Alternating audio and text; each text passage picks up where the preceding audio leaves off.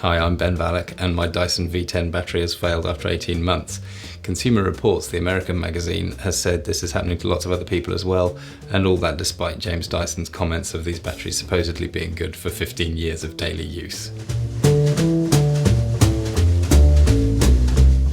Along with a free replacement, Dyson actually sent me 2 reasons why these batteries may fail prematurely, and in this video I'm going to reveal those tips, and I'm going to share with you a little Ikea hack that I think makes it possible to put these tips into action without changing the way you use this thing day to day. So hopefully the battery is going to last a bit longer and we won't be stung with that £79 fee outside of warranty. So instead of this red flashing light error that others have reported, mine actually failed by just cutting out after 90 seconds or so on the boost mode. And you could actually trick it into running longer by putting it back in the dock and then taking it out again, and it would go for another 2 or 3 minutes. I also just want to mention that this issue isn't going to stop me recommending this. Its performance is so good there's really no other choice if you have the budget and value the convenience it offers. Replacing the battery is going to change its cost over life if it happens again out of warranty, but even at that cost there's still no real competition for this. They said that the max power mode is a boost mode and excessive use might affect battery life. Now to me that sounds like they're backpedaling on the language a bit, and instead of it just being presented as 3 options that you can choose depending on what you need, they're now using language that suggests it should be used sparingly rather than as a rule. The second point they mention is that the battery needs to cool down for 5 minutes before you recharge it if you've fully drained the battery. And to me this sounds like the most important point because it's the most at odds with the way people use this.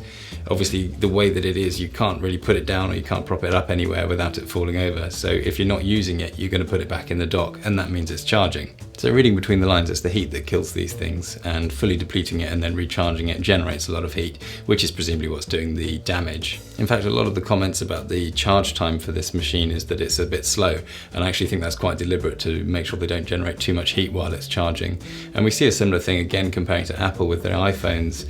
Yeah, they haven't included the fast chargers in the box. People are grumbling about that, but it's quite a big signal. They don't really want you fast charging these devices.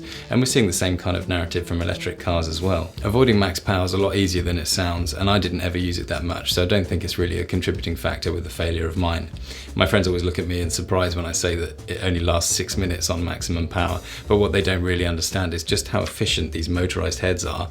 You know, you don't need a lot of suction when these heads do all the work, and they lift the dirt out and then it can be taken away with the suction that's available on level 2, which is more than enough for most cleaning jobs. So it's really these non-motorized heads where you need the boost mode, and the things you do with these does tend to be more sporadic and stoppy-starty, so the boost mode is more suited to that. In fact, the really obvious use case where you're using these tools and you need boost mode and you might need it for a long time is doing something like cleaning the car. So that's the kind of thing that you want to break up maybe into a few more little and often approaches rather than letting it build up and do it all at once.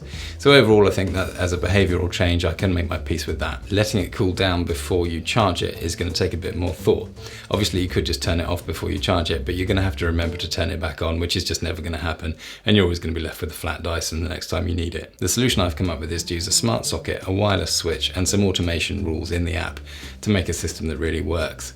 And because I use the Apple system, I need a HomeKit compatible smart socket. And the best value ones of those that I found are the ones from Ikea for £10 each, and then £6 for the wireless switch.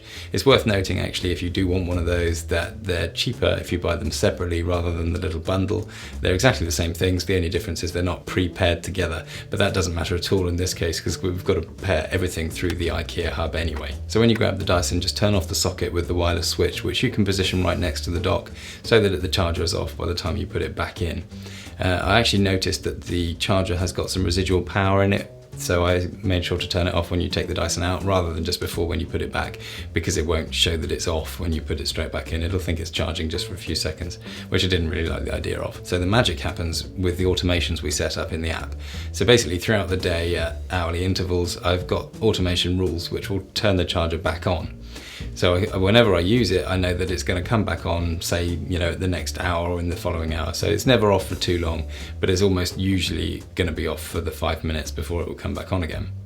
In an ideal world, we'd use the automation rules that are based on appliances going on and off.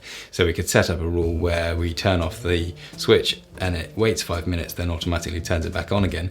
And I actually tried over and over again to try and get that to work, and it just wouldn't work. So I'm not sure if that 5-minute interval is too long at this point, or there's a bug in the HomeKit system, or what, but it didn't work. So I'll keep testing that and do another video if I manage to get it working.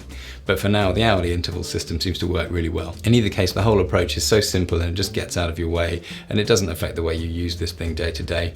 There's a little bit of cost with the switches, but hopefully that'll be worth it if it makes these batteries last a bit longer. I hope that idea and these tips from Dyson have been useful, and it'll help us get a bit of extra life out of these batteries. Hit subscribe and you'll be the first to know about any other reliability problems that come up with this thing, and I'll see you in the next one.